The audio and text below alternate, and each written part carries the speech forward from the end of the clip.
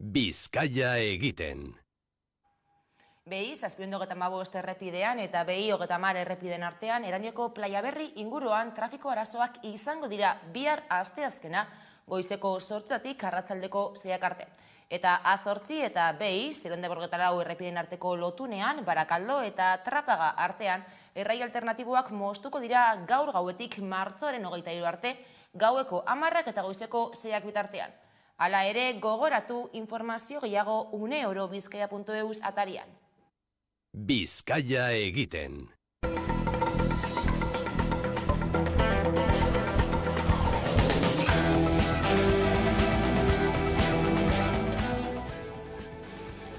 LAB eta UGT sindikatuek bertan behera utzi dute ostegun honetan osasun bidean egitekoak ziren greba. Akordioa lortu dute Nafarroako gobernuko osasun departamentuarekin intersindikalak eginiko aldarrikapenetako batzuei konponbidea emateko. Itunak osasunbideko langile guztientzat antolamendu eta ekonomia hobekuntzak eragingo dituela nabarmendu dute LABek eta UGTek ohar batean. Departamentuak konpromisoa hartu du lantaldea indartzeko, lehen arretan eta arreta espezializatuan lan gainkarga aztertzeko onartua ez duten osasun langileentzat eta langile ez sanitarioentzat lanbide karrera esartzeko eta langile guztiei jaiegun bereziak ordaintzeko ere, bai eta esklusibotasunari eusteko eta osasun langileen kokapena mahai orokorraren esparruan berrikusteko.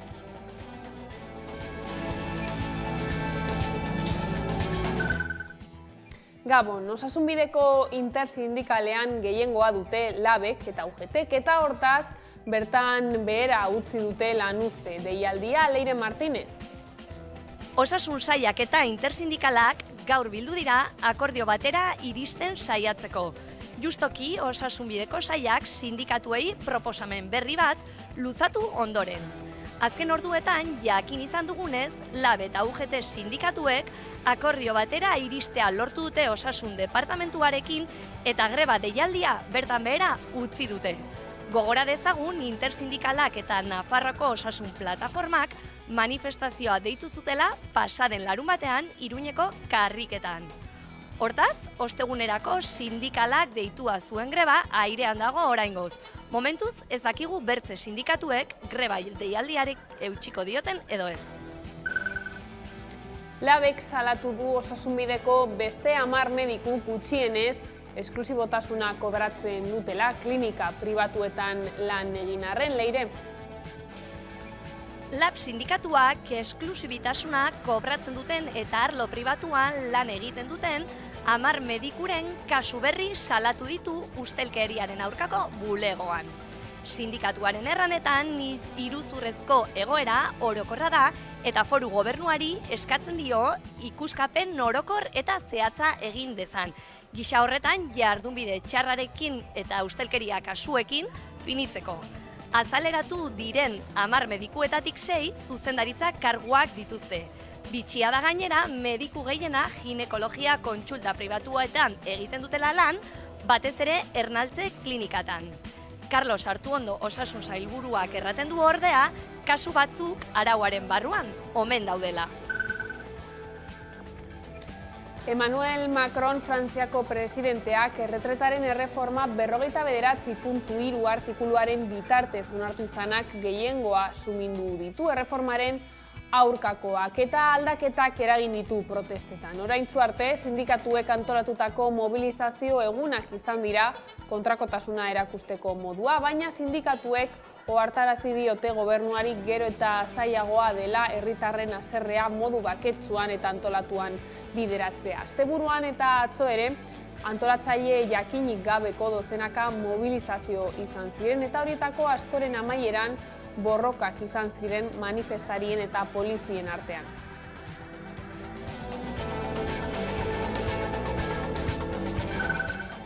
Eta Frantziatik mugitu gabe atzoko azpiegituren erakunde arteko bileran abiadura handiko trenaren Bordele eta Akize arteko lotura 2052rako eraikitzeaz jardun zuten, baina Akiz eta Hendaia artekoa aipatu ere ez dutela egin jakinarazi zuen Iñigo Urkullu Eusko Jaurlaritzako lehendakariak. Idatzitako gutunari erantzunez, Emmanuel Macron Frantziako presidenteak erantzun zion konpromisoa zeukatela abiadura handiko trenaren loturen gaiarekin, baina Frantziako azpiegituren erakunde arteko bileraren edukiak zein diren jakinda Macronen hitzekin mesfidati agertu zen Urkullu.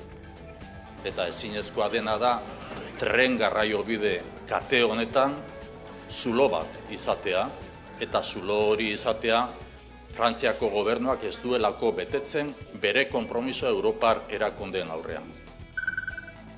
Eusko Jaurlaritzak de Miguel auziarekin lotutako beste langile bat kargugabetuko du. Iratxe Gaztelu Urruti Arabako Osasun Lurralde ordezkaritzako langilearen kontratua eten du. Era berean, Alfonso Arriola bere karguan mantenduko dutela esan du Zupiriak sententziak ez duelako kontrakorik ezarri.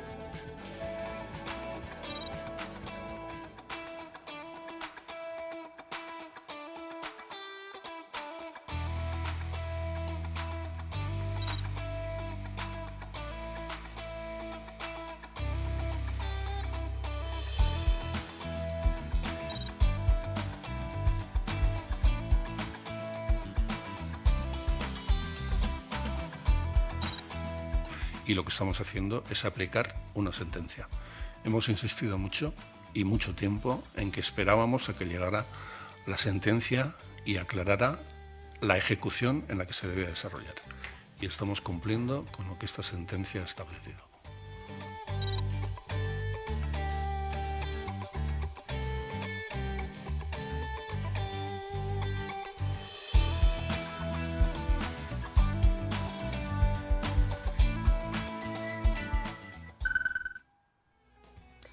Bihar berriz 39 urte beteko dira poliziak Pasaiako badian Dioni Aizpuru, Jose Mari Izura, Rafa Delas eta Pedro Mari Izart hil zituenetik. Lore eskaintza egingo da eta ekitaldi nagusia larun batean izango da. Martxoaren 28an bestalde, auziak aurrera egin lezake poliziak identifikatzeko saioarekin. 7 urte eman zituen Pasaiako segadari buruzko auzibideak artxibatuta, ariketa Donostiako instrukzioko bigarren epaitegiak errekonozimendu proba egiteko zitazioa egin duen arte.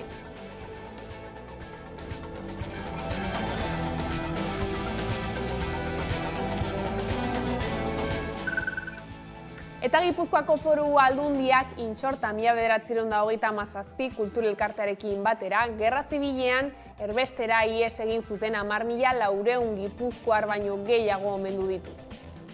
Gerra guztiak sortzen duten sufrimentua eta aurrengan sortzen duten sufrimentua agerian utzi nahi dugu. Eta Araban kirol arloan ekitarrak kirol klubak desgaitasuna duten pertsonen eta haien familien bizi kalitatea hobetzeko saskibaloi sozialeko proiektua garatu du. Queremos que compita, visibilizarlo, sensibilizar a la sociedad, que los demás les conozcan y que se atrevan a jugar, romper esa barrera del autismo y que se les acerquen. Kulturan berriz, Iñigo Muguruza musikaria gogoan, Elkar argitaletxeak, EHZ festivalak eta Antxete Irratiak lehenengo Paradisu Zinema musika bekarako deialdia egin dute.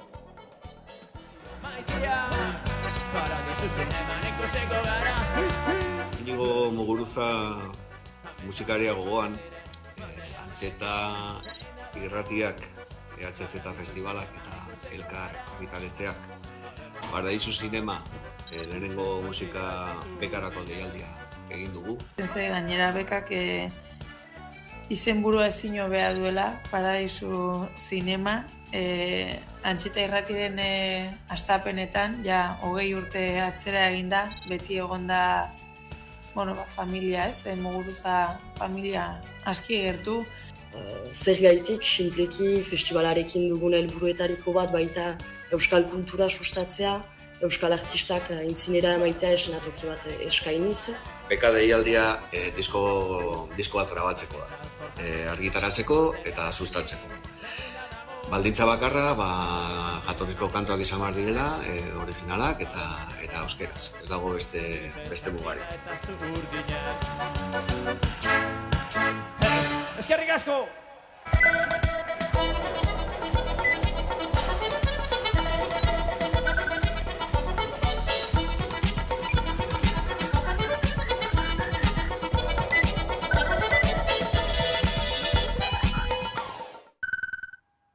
Ongietorriak gurean gaur gaueko albistegira. LAB eta UGT sindikatuek bertan behera utzi dute ostegun honetan osasunbidean egitekoak ziren greba. Akordioa lortu dute Nafarroako Gobernuko Osasun Departamentuarekin intersindikalak eginiko aldarrikapenetako batzuei konponbidea emateko.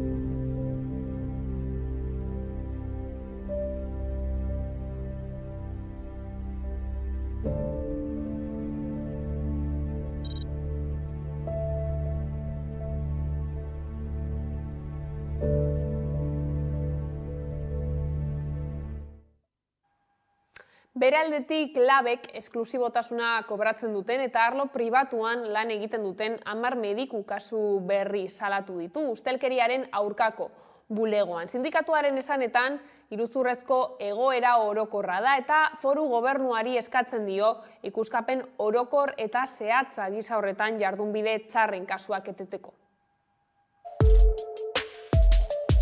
Lehenengo kasua ezagutu genuenean argi esan genuen kasu hori izan zitekeela kasu bat praktika orokor eta normalizatu baten baitan. Orain, salatu berri ditugun 10 kasu hauekin hipotesi hori konfirmatzen da eta gerian geratu da praktika txarrak ematen direla mediko batzuen aldetik, sindikatu medikoak ordezkatzen dituen mediko batzuen aldetik osasunbidean. Gobernuaren utxikeriak behartu gaitu ustelkeriaren aurkako bulegora joatera eta bulego honen esku ustera LABek duen informazio guztia benetan argitzeko zer gertatzen den eta praktika txarre hauekin amaitzeko. Ikusten duguna da osasungintza publikoa bidegurutze batean dagoela, alde batetik daude osasungintza publikoa negozio bezala ulertzen dutenak eta beste alde batetik gaude osasungintza publikoa defendatzen dugunak guztion osasuna eta lan baldintzak hobetzeko eta indartzeko. Lan gatazkei dagokionez kaleratze gehiago iragarri ditu Amazonek. Beste 9.000 langile kanporatuko ditu hurrengo asteetan. Azken horiek 2022ko abendutik 2023ko hasierara bitartean egindako 18.000 enpleguko murrizketari gehituko litzaioke. Kaleratze gehiago iragarri ditu Amazonek, beste 9.000 gehiago. Izan ere, 2022ko azaroa eta 2023 urtarrila bitartean 18.000 lagun kanporatu zituen. Orduan, hardware zerbitzu giza baliabide eta txikikazko salmentako ekipuetako langileak kanporatu zituzten. Murrizketa berri horrek arlo hauetan izango du eragina. Amazon Web zerbitzuak, teknologia eta pertsonen esperientzia soluzioak, publizitate arloa eta Twitch streaming kanala. Walmart biltegin ostean Amerikako estatu batuetan langile gehien dituen bigarren enpresa da Amazon. 2022an 1,5 milioi langile baino gehiago zituen, 2021an baino 6,7 gutxiago. Eta Ipar Euskal Herrian erretretaren erreforma parlamentuan geratzeko azken saioak utz egin du, baina gehiago ahuldu du Frantziako gobernuaren kapital politikoa. Frantziako asambleak 9 boto eskasengatik bota du atzera erreforma oztopatzeko Elisabeth Borneren gobernuaren aurka jarritako bi zentsura mozioetako bat 287 boto behar ziren aurrera egiteko eta Liot taldeak aurkeztutakoak 278 jaso ditu. Zentsura mozioak gainditu ditu Parisko gobernuak 9 boto eskasengatik Asamblea Nazionalak atzera bota du erreforma oztopatzeko Elisabeth Borneren gobernuaren aurka jarritako bi zentsura mozioetako bat. Liot taldeak, hau da askatasunak, independenteak, itsasoz araindikoak eta lurraldeak bultzatutako mozioarekin ere ez da posiblea izan Borneren gobernua kanporatzea. Alderdi arteko testuak 278 boto jaso zituen, baina beharrezkoak ziren 287. Bigarren mozio zentsura bat ere aurkeztu zuen eskuin muturrak, babes gutxiago jaso zuen ala ere, aldeko 94 boto alegia. Edo nola ere, inoiz baino gehiago, presidentearen alderdiak bere ahultasuna erakutsi zuen asamblean. Frantziako gobernuak zentsura mozioak gainitzeak adierazten du onartu dela erretiro hartzeko adina 62 urtetik 64 handitzen duen erreforma Ipar Euskal Herrian eta Frantzian. Hori bai, proiektua ez da indarrean jarriko automatikoki, Emmanuel Macronen presidentearen sinadura ezinbesteko baita, eta hori ez sinatzeko eskatu du oposizioak gizartea kontra dagoelako. Boto eskazengatik, baina Macronek bere gobernuaren jarraipena eta pentsio reforma salbatu zituen, eta horrek kaleko protestak areagotzea ekarri du. Lio eta lerritik beste aukera batzuk geratzen direla dirazi dute. Hala nola, auzitegi konstituzionalera jotzea edo erreferendumaren ekimena biraztea. Eta tentzioa tinkotzen doan bitartean, asteartearekin Macronek bilerak izan ditu. Goizeko lehen orduan bildu da Elisabeth Borne lehen ministroekin eta haren gobernua babesten duten 3 alderritako buruzagiekin. Ondoren, bi kamera legegiletako presidentekin bazkaltzeko lotu da. Sindikatuek 3 eguneko lanuztera ditu dituzte Nafarroako zahar etxeetako langileak. ELA, LAF eta UGT sindikatuek 3 greba egun ditu dituzte Nafarroako adinekoen egoitzetan. Apirilaren 18, 19 eta 20 dira deialdi horiek.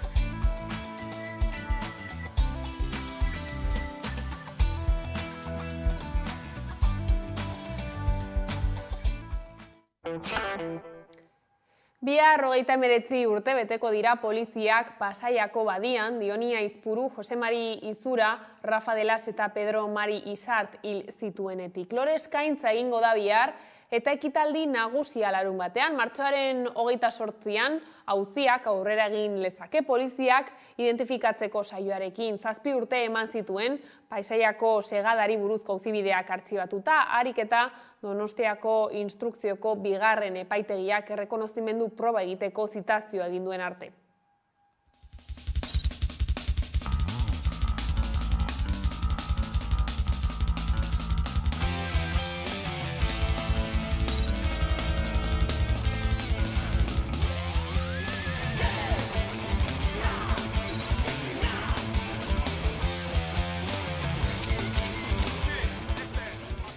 Ikerketa hasieratik zulatua egondala eta beharko dugula beste gizartearen, jendearen, herriaren inplikazio bat.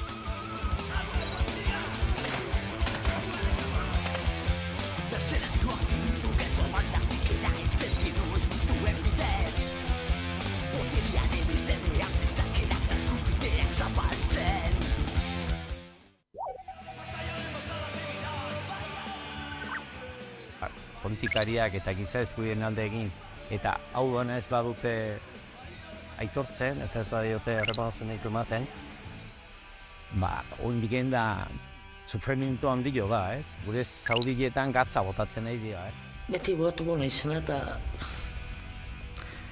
ez dutena superatuko.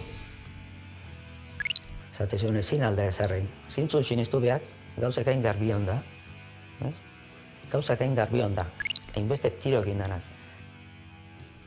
Egia jakitea sekulako handi izango litzakela. Pozik handien handi izango litzakela. Da horren alde jarraituko du bat, dute ibestak ez. Egon dakizu izango litzakela. Horren beste urtez, bueltan.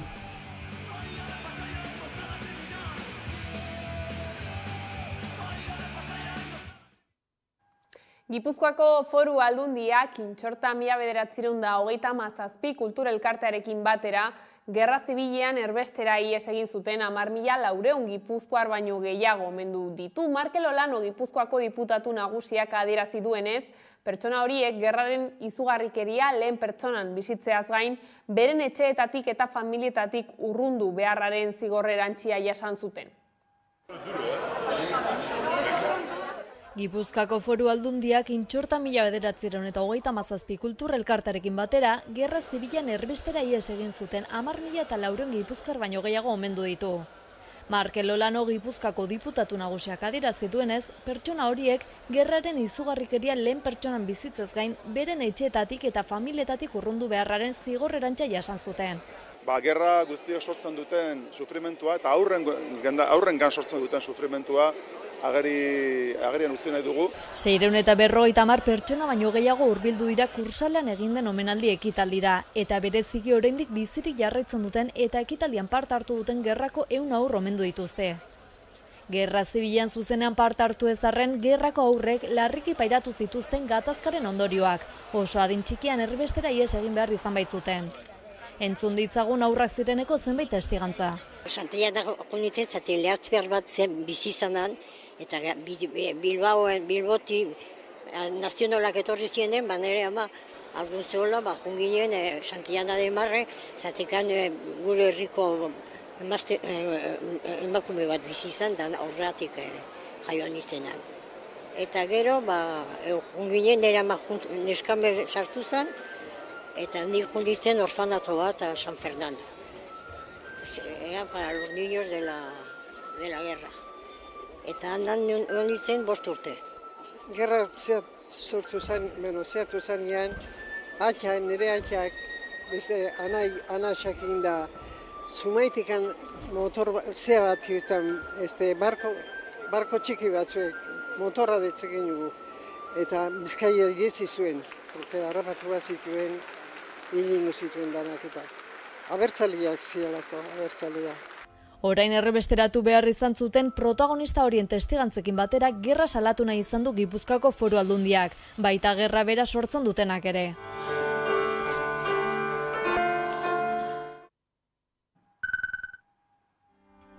Etxera telkarteak jakinarazi duenez, aske geratu da Iñaki Armendariz euskal presoak kartzelan 25 urte egin ostean. Armendariz, 1988an espetxeratu zuten etako kide izatea egotzita eta zigor osoa beteta atera da. 2008ko urrian Ciudad Realgo espetxetik Burgosera leku aldatu eta 2021ko otsailean Euskal Herriratu zuten Zabaiako espetxera. Armendarizekin 3 dira azken 48 orduetan aske geratu diren euskal presoak. Etxeratek larun batean jakinarazi zuen Zigor Blanco eta Sebas Burtubai ere aske geratu direla.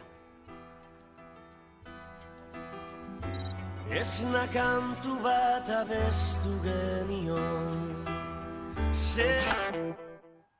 Gai aldatuta Frantziak iragarritako abiadura handiko trenaren atzerapena zeresan handia ematen ari da. Euroeskualdeko agintariak Donibane Garazin bildu dira eta HTA izan dute hizpide. Ardatz Atlantikoa lehenesteko eskatu dute, HTaren proiektua arintzeko. Frantziak berez, Europako Batasunarekin hartutako konpromisoaren arabera, abiadura handiko trena 2030erako eraiki behar zuten. Macronek ordea, iragan hilean 2052erako eraikitzea aipatu zuen.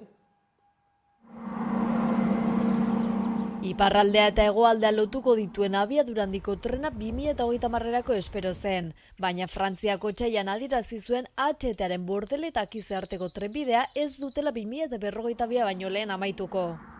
Emmanuel Macronek esandako arbuiatu eta Iñigo Urkullu Jaurlaritzako lehendakariak mezu bana idatzi zien Frantziako eta Espainiako presidentei, Euskal Herrikoaren lotura arintzeko eskatuz. Pedro Sánchezek bere konpromisoa agertu zuen, Macronek ordea ez du horren gaineko konpromiso zehatzik hartu nahi izan. Konpromiso zehatzik ez du hartzen, erantzun dio esanaz, mahai gainean dagoen kontu bat dela eta baztertu beharko dela. Gauzak horrela Euroeskualdeko agintariak Donibane Garazin bildu dira HTaz aritzeko eta Ardatz Atlantiko lehenestea eskatzeko besteak beste.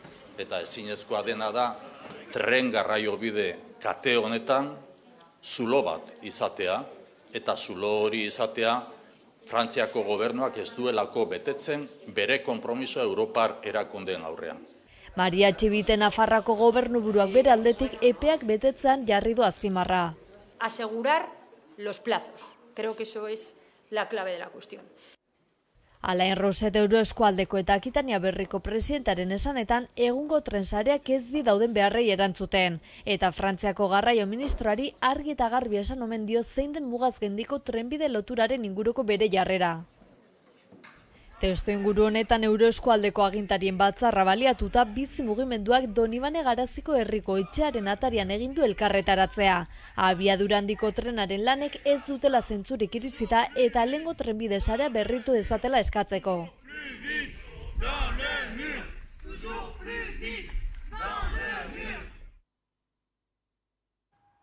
Eta garraioa ari garela, jada igaro da pare bat hilabete, tranbia Gasteizko Salburua auzora lehen aldiz sartu zela, baina Euskotrenek iragarri du, erabiltzaileek noiz erabili ahal izango duten. Apirilaren 11 adar berria martxan jarriko den lehen egun hori gainera doakoa izango dela jakinarazi du.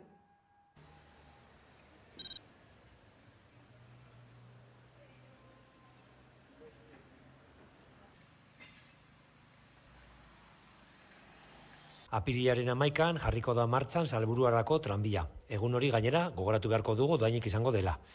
Gasteiz hiriak erritmo honean egiten du aurrera.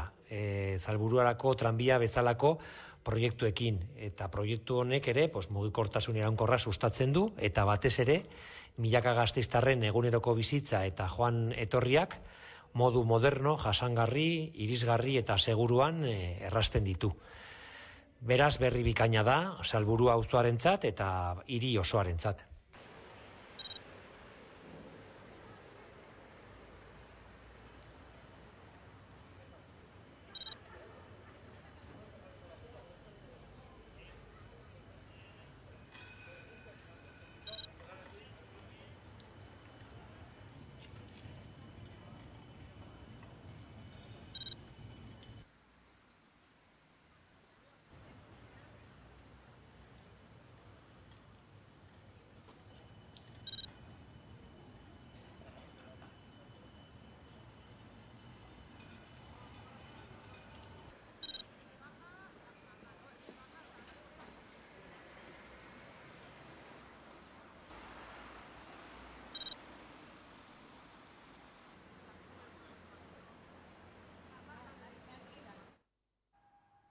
Ildo beretik apirilaren batean irekiko du Aldundiak garraio sektorerako laguntzak eskatzeko epea. Onuradun bakoitzak ustiatutako ibilgailu kopurua eta motaren arabera 300 eta 3.680 euro arteko laguntzak banatuko dira.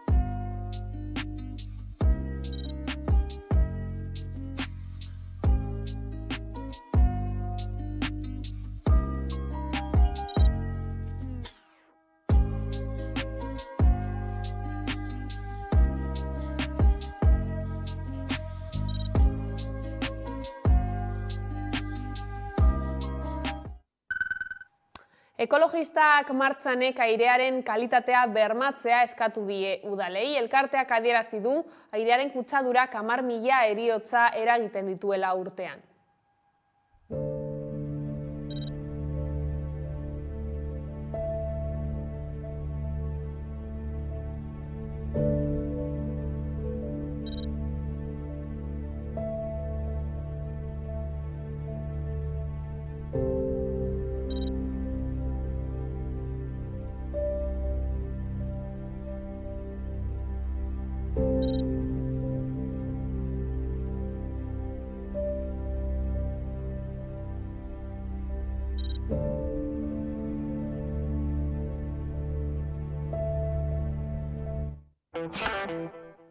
Eta euskararekin jarraiki 7. inkesta soziolinguistikoa aurkeztu du Eusko Jaurlaritzak eta 1981 hona euskarak izan duen joera iraunkorra nabarmendu du. Araba, Bizkai eta Gipuzkoan egun duela 30 urte baino 261.000 euskaldun gehiago daude.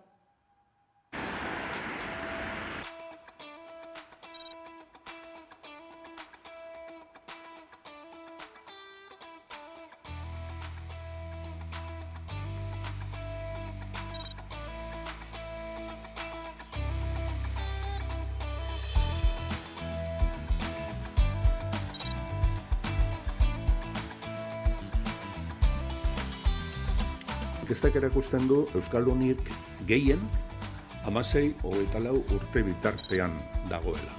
Beraz, behin baino gehiagotan erabili dugun adierazpen bat edo espresio bat erabiliko dut. Euskara hizkuntza gaztea da, gero eta gazteagoa. Gazteenen artean oso zabalduta dagoelako euskararen ezagutza.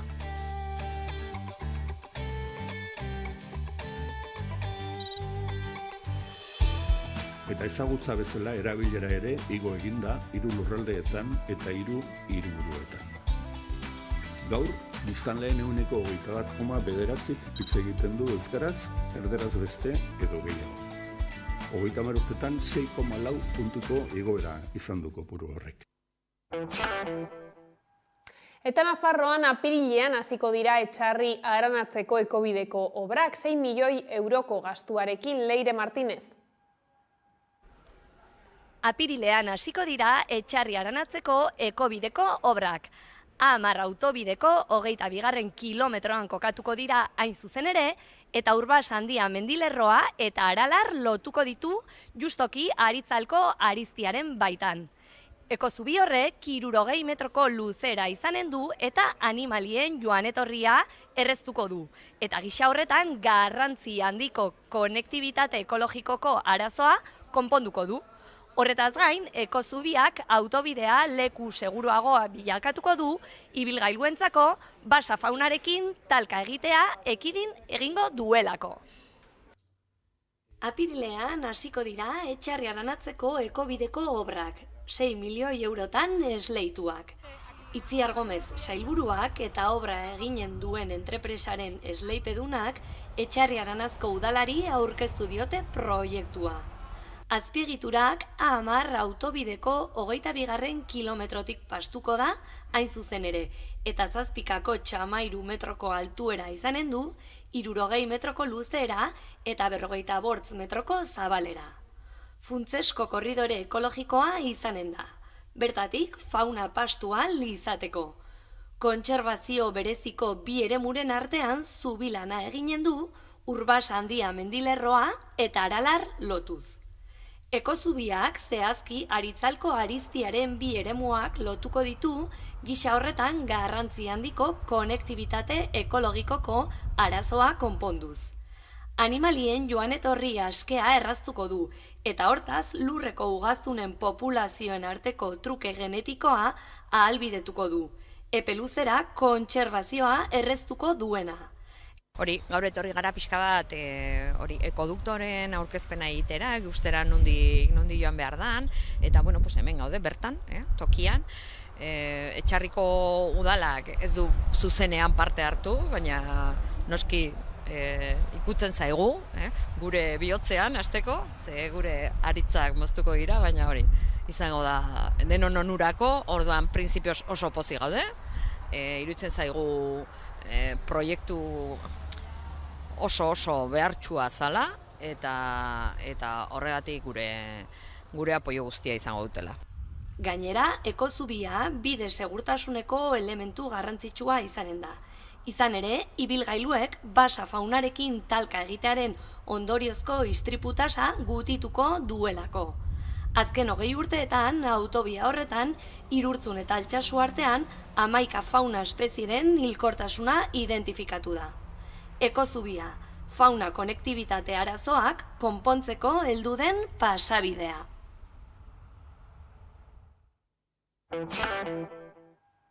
Eneko Andueza PSeko idazkari nagusia elkarrizketatu dugu gaurkoan Hamaika telebistan. Voxek aurkeztutako zentzura mozioa izpide tamalgarritzat jo du demokraziaren tresnetako bat horrela erabiltzea gobernuari kalte egiteko. Adierazi du zentzura mozioa kontu serioa dela eta behar besteko seriotasuna emateko erantzukizuna daukala bere alderdiak.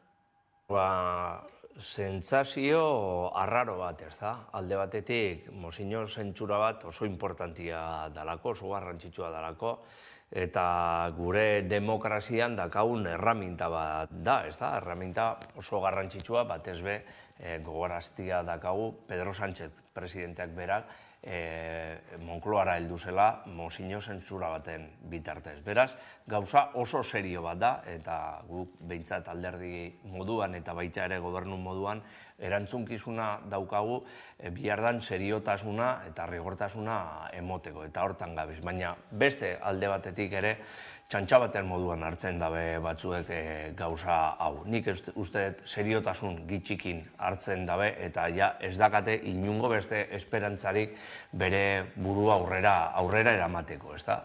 Netako nahiko tamalgarrixa da bateon batek politikan proiektu barik ibiltzea, baina askoz be larrixagoa da erraminta hauek halako moduan erabiltzia gobernuari kalte egiteko. Horretarako beste erramintak ere baditugu, ez da, kongresuan beran eta astero aukeria dakate bere proiektuak eramateko, proiektu horiek eztabaidatzeko eta kontrol plenoetan gobernuarekin talka egiteko edo eztabaidak eukiteko. Nik uste halako jarrera eukitea, ja, 3. aldiz nahiko tamalgarrixa dela, baina hala ere, esatia dakat, alderdi popularraren jarrera Voxen mozio zentsura honen aurrian oso tamalgarrixa dela. Uste dut, mozio zentsura honen aurrian ezeskua bakarri dau balio eta bere abstentzioa uste dut agerian lagatzen dela nun eta zer norako norabidea dauka alderdi popularrak. Eta Espainiako gobernuaren pentsio sistema harro egoteko modukoa dela dio Anduezak eta pentsiodun guztiak duintzen dituela. Horrez gain, nabarmendu du alderdi sozialista gobernuan dagoen bitartean bermatuta egongo dela pentsio sistema. Pentsioez gain, osasungintzaz ere mintzatu da eta adierazi du erronka demografikoari erantzungo dion osasungintza eredua behar dela. Osasun mezu bat, ez?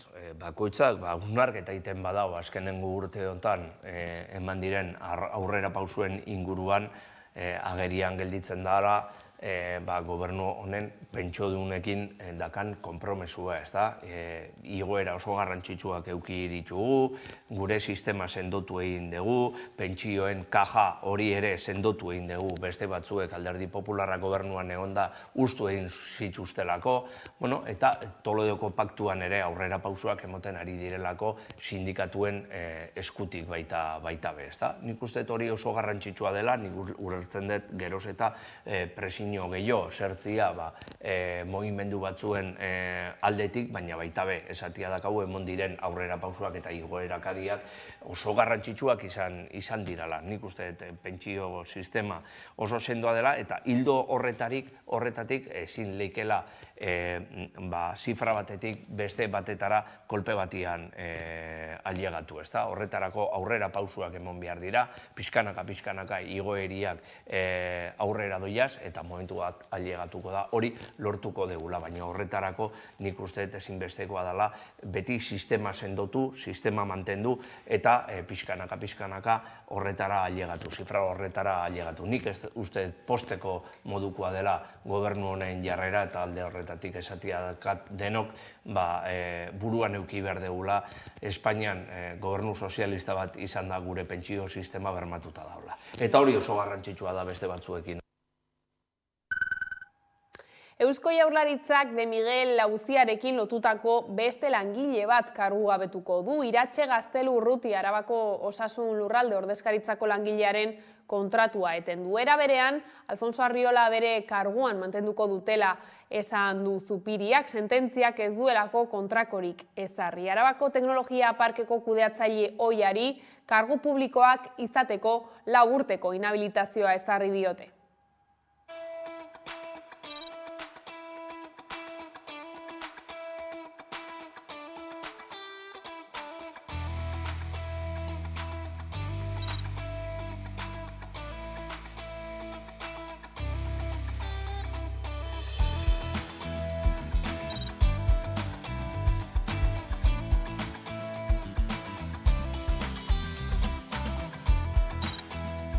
y lo que estamos haciendo es aplicar una sentencia. Hemos insistido mucho y mucho tiempo en que esperábamos a que llegara la sentencia y aclarara la ejecución en la que se debía desarrollar. Y estamos cumpliendo con lo que esta sentencia ha establecido.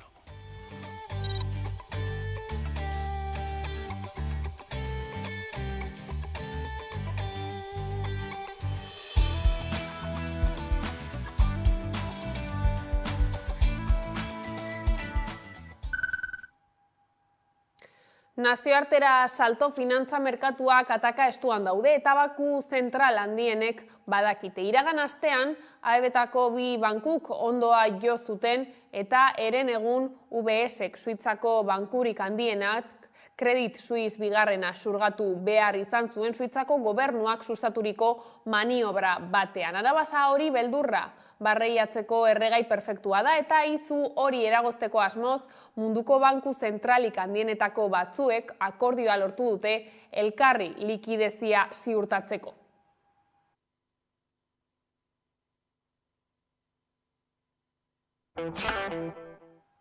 Eta kulturan pantailak euskaraz ekimenak sortu berri dituen abesti eta bideoklipa aurkeztu ditu ekimenaren aldarrikapenak 4 haizeetara zabaldu nahian. Euskara pantailetara eta pantaietan euskara, hori nahi dute euskal herritarrek. Aldarrikapenak 4 haizeetara zabaltzeko modu eraginkorrena ikusentzunezkoak eta musika direla iritzita pantailak euskaraz ekimenak abesti eta bideoklip bat sortu ditu ekimenaren aldarrikapenak argi eta garbi islatuz.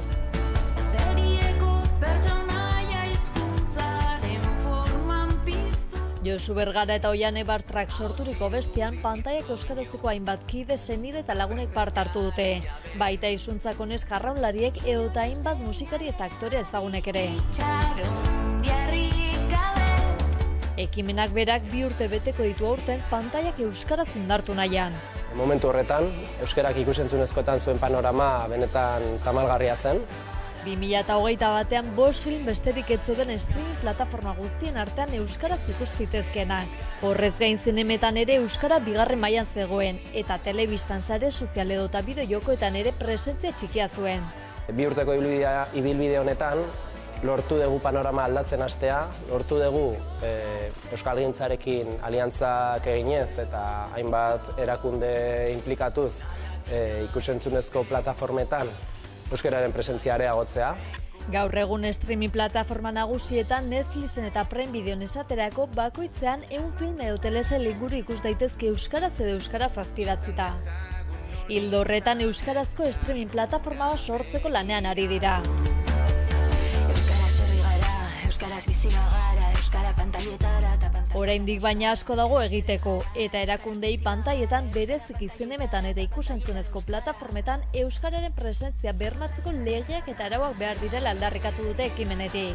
Horrekin batera lege horiek zaintzez arduratuko den ikusentzunezko kontseilua ere beharrezko dela azpimarratu dute.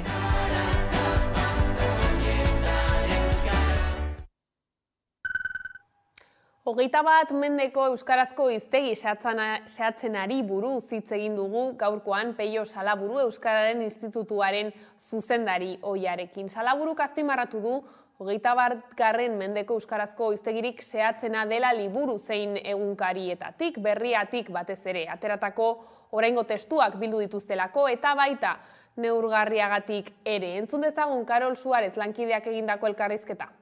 Tira, ipatu dugu 15 urteko prozesua izan da harin esaten da, baina ez da edonolako kontua. Zein izan da hiztegi berriaren oinarria edo zer duzu esateko prozesu luze honetaz? Bai, prozesu honekin okerez banaiz hasi ginen 2007an. Gogoan dut, diru zerbait atera genuela, eskatu genuen eta lortu genuen Donostiako udaletik. Eta horrekin ez genekela ongi, ideia bat bakenuen, baina atzen diru gehiegi, bururatu ditzaigun, orduan ez ziren olako gauzak egiten, bururatu ditzaigun unibertsitatean korpus bat sortzea gaur egungo euskararekin.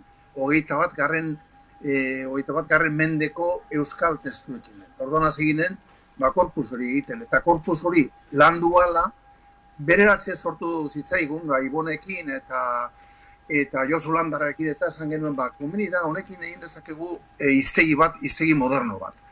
eta horrekin hasi ginen, isilik izan genuen bizpahiru urtez, ez genuen nahi ideia hau norbaitek hartzea, bere gain hartzea, eta nahi genuen letra batzuk landu, errazganetik hasita, F letratik hasita landu, eta ja ikusi genuenean, ze neurria izango zuen, edo orundik nora joango zen hiztegia, orduan egin genuen publiko 2010ean edo maikan. Bai, eta izan da prozesu luzea, orain amaitu da, egia esateko prozesu hau. Gauek olako lan luzeak, lan luzeek bere orduak eta bere urteak behar dituzte. Bai, ez da, behintzat esan duzu moduan, badago dagoeneko emaitza eskuartean eta erabili dezakegu dagoeneko. Beraz, hauxe da Euskara hiztegirik zehatzena, ez da? Bai, hoi esango nuke, 21. mendeko Euskara hiztegirik zehatzena. Gaur egun erabiltzen den testuetan oinarritua. Zehatzena zergatik? Batetik, testuak, oraingo testua direlako, testu aukeratuak, bai liburuak, bai egunkariak, berriakoak batez ere, aukeratuak, hautatuak, landuak, eta gero neurriagatik. Hau pantailan ikusten dugunean ezkara konturatzen zer nolako neurria dituen, baina hau paperera eramango bagenu, ez dakit, pensatzen dut, 15-16.000 orrialde letra estu eta txikiko orrialdeak izango genituela, ez? 16.000 berara esaten da, baina hau da, dugun hiztegia. Ez da, gainean eramateko zaila. Eta dimentsio, fisikoa, ez, nolakoa ez dela aipatu berri duzu, sarean dugu erabilgarri, nolako harrera izan du honek, ez? Nola egin honen erabilera sustatzeko? Oso horreza da, azkida sartzea Euskara Institutuan, jarri gaur egun Euskararen hiztegia, eta hor ateratzen da berehala, eta hor edozein hitz nahi baduzu hartzen duzu hitz hori, klikatzen duzu eskatzen duzu informazioa, eta bera ateratzen dira ehunka eta ehunka adibide. Ez bakarrik adibideak, leheni jakina hitz hori, sarrera hori, horren azpizarrerak eta bakoitzan definizioak, eta definizio bakoitzari dagozkion adibideak. Adibideak hiztegi honeko baitu 1,5 milioi baino adibide gehiago hautatuak, beti era hautatuak dira, banan hautatuak. Eta orduan, azpizarrera bakoitzak esan nahi duena, azpizarrera horren definizioaren azpian sartzen diren adibideak dira. Orduan, berala ikusten du irakurleak nola erabiltzen den hitz bakoitza. Nola, nork eta non, jakina. Beraz, berezitasunak ere baditu hiztegiak berak eta aipatzen duzunari tiraka zer garrantzia du gaur egun halako aukerak kontuan hartzeak ere, ez? Gainera, hizkuntza menperatzen ez duenarentzat oso aukera polita ere bada. Bai, normalean gauza hauetaz arduratzen denak, ez denak, beti hartzen du galdera bera. Aizu, eta nola esaten da euskaraz hau? Edo zer da, nola itzuliko zenuke ez dakit beste hitz hau? Orduan hori ezin dira hitzek bakarrik funtzionatzen dute testuinguru batean. Ezin bestekoa da hitzek izatea tokia, hau da, kokatuak egotea inguru batean. Orduan hartzen dute esan nahi. Alde horretatik hiztegi hau izugarria aberatsa da, zen hori da zuzen ere ematen duen informazioa, ez? Hitz bakoitza nola erabiltzen duen, idazle bakoitzak, nola erabili duen. Orduan hor dago informazio hori, eta informazio hori ezinbestekoa da edonorentzat. Bai euskara ikasten dutenentzat, euskaraz idazten dutenentzat, itzulpenak egiten dituztenendako, denendako. Bestaldetik, abian da euskarara egindako itzulpen honenak saritzeko Vitoria-Gasteiz sarien edizio berria. Udalak 2002tik antolatzen du lehiaketa hori, eta aurten 18.000 euro bideratuko ditu.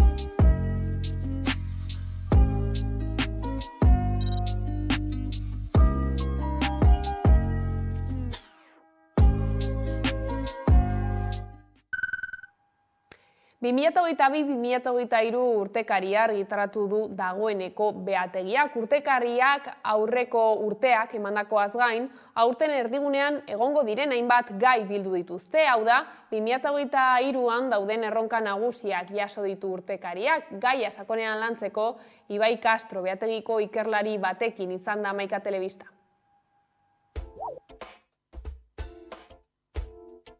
Euskal Hedabideen 2022-2023 urtekaria argitaratu du dagoeneko behategiak. Urtekariak aurreko urteak emandakoaz gain, aurten erdigunean egongo diren hainbat gai bildu ditu. Hau da, 2023an dauden erronka nagusiak jasotzen ditu urtekariak. Izan ere, orain arte urtekariak beti begiratu izan dio iazko urteak emandakoari, baina poliki urtekarietan zehar sartzen joan gara ere eskuartean ditugun erronkei buruzko azterketak, gogoetak eta artikuluak, ezta? Orduan, proposa ikusten genuen, ez dela hor iazko begirada horretan geratzen, baizik eta izango dela tresna bat aurtengo urtean zehar ere baliagarri izango zaiguna eskuartean ditugun beste hainbat gai lantzeko. 14 artikulu eta 3 eranskinek osatzen dute urtekaria. Emaitza hori izaten ari da, nahiko ale osatua, 200 orrialde ingurukoa da aurtengoa, eta bertan lektoreak berak bere ahotik ere hitz egiten du, urtean egon diren berrikuntza eta ezagutzeko moduak eta zabaltzeko moduko diren esperientziak kontatzen, eta jarraitzen du ere noski artikulu luzeago eta zientifikoagoen atalak, baina esandakoa, ez? Heltzen gara ere beste alor batzuetara eta beste agente batzuekin dauzkagu hartuemanak. Artikulu guztiak euskara hutsean idatzita daude, baina ingelesez ere itzuliko dituzte adimen artifizialaren bidez. Nahi dugu hemendik aurrera, itzultzaile automatikoaren bitartez, publikatzen ditugun artikulu guztiak ingelesera ere itzuli. Eta hori hasi gara aurtengo alearekin, ari gara horretan lanean, eta pixkanaka egingo dugu aurretik argitaratutako urtekari guztiekin, artikulu guztiak ingelesera ere eman, Elia itzultzaile automatikoa webgunean integratuz. 8. urtekaria da, 2015an lehena argitaratu zuten. Hasiera batean, unibertsitateari gedutako ikerketa artikuluak biltzen zituen urtekariak, baina pizkanaka beste eragile batzuk bildu zituen. Adibidez, edizionetan, Badalaz, Enpresa Bidea, Eudan eta hainbat hedabideetako kideek idatzitako artikuluak jaso ditu. Eta podcastei hainbat atal eskaini gainera behategiak. Bloke berezitu bat egin dugu podcast gintzaren inguruan, ikusi dugulako alde batetik gorantza doan joera bat dela, sorkuntzan, ekoizpenean eta konsumoan, eta horren ondorioz ere hainbat azterketa egiten ari dira unibertsitate mailan. Orduan, bildu ditugu azken sasoian egin diren hiru azterketa nagusi, bai konsumoaren inguruan, bai euskarazko podcasten inguruan eta bai podcast gintza feministaren inguruan, eta horiek sartu ditugu podcast gintzaren inguruko bloke horretan. Izan ere lankidetza da urtekariaren adierazlea. Musikarekin jarraiki maiatzaren 6an Molan los 90 ikuskizuna ikusgai izango da Gasteizen. 80ko hamarkada markatu zuten artisten zuzeneko emanaldia da.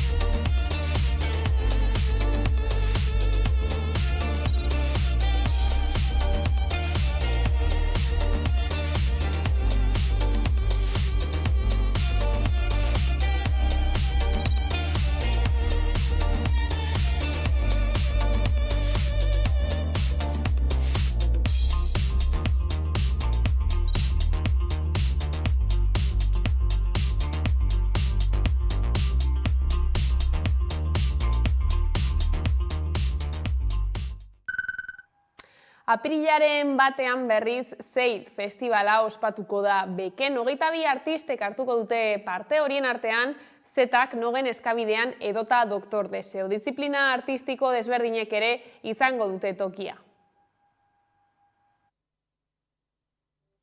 Ez dut inoiz ukatuko zer den. State Fest egun osoko festa izango da, egun osoko eta gainean mundu guztiarentzat. Hemendikat asko izugarri gustatzen zaigu eta haien omenez egingo dugun festa izango da. Kalitatea bermatuta dago, pantailara begiratzea baino ez dago, danontzako dago eskaintza, elkargunea da, musikariekin, lagunekin, musika azkenean batzen gaitun elkargune bat ere badalako. Nahi duna erakutsi gure emanalditan. Aniztasuna, ez bakarrik pertsonan aniztasuna, baina derra gestenan da aniztasuna. Jaialdiarekin oso pozik gaude, milaka eta milaka pertsona izango diraan. Baina, bai uste dut, jaialdi herriko badela, jaialdi bat non milaka pertsona egon beharra diren, jaialdiak berak zentzua izateko, ez? Zu dela proiektu bat, bere garaian eragin handia izan zuena, baina gaur egun hobe ulertu dena, nire iritziz, ez? Klaseko izatearen komplejuri bat erez, erdara traketxetan mintzatzearen aerez. Ikuspuntu zinema jaialdiak ez dio utz egingo Iruñean urteko hitzorduari eta oraingoan 13 herrialdetako 100 pelikula eskainiko ditu, hainbat sailetan banatuta.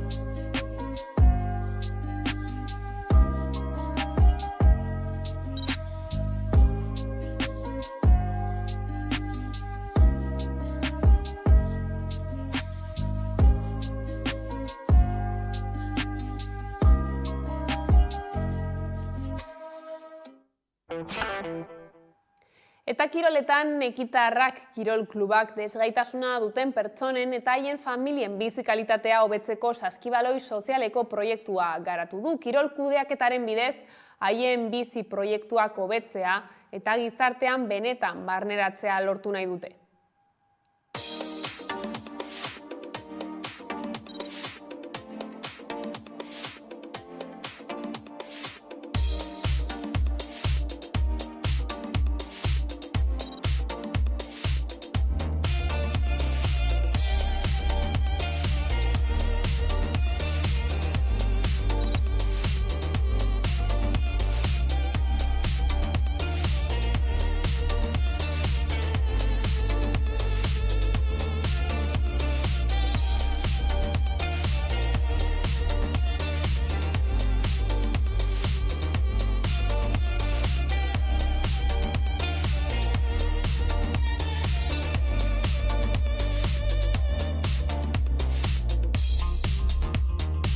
Queremos que compita, visibilizarlo, sensibilizar a la sociedad, que los demás les conozcan y que se atrevan a jugar, romper esa barrera del autismo y que se les acerquen.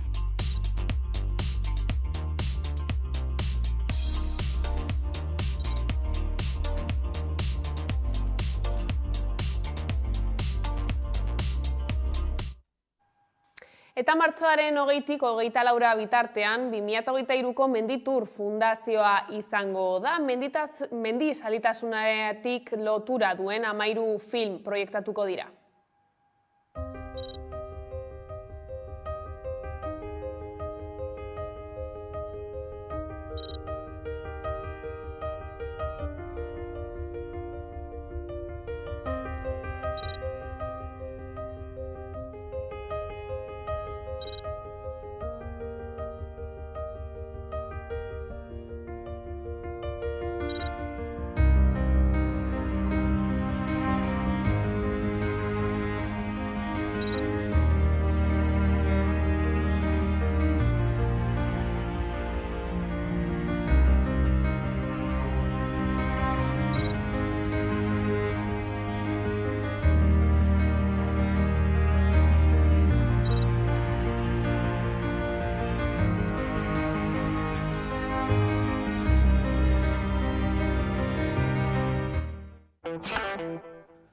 Eta horrela iritsi gara albistegiaren bukaerara, besterik ez gure aldetik. Horiek izan dira gaueko albistegiak gurean gaur utzi dituena. Gogoratu guztiak eta gehiago nahi duzuen aldiro 11.eu satarian daudela eskuragarri. Bihar arte.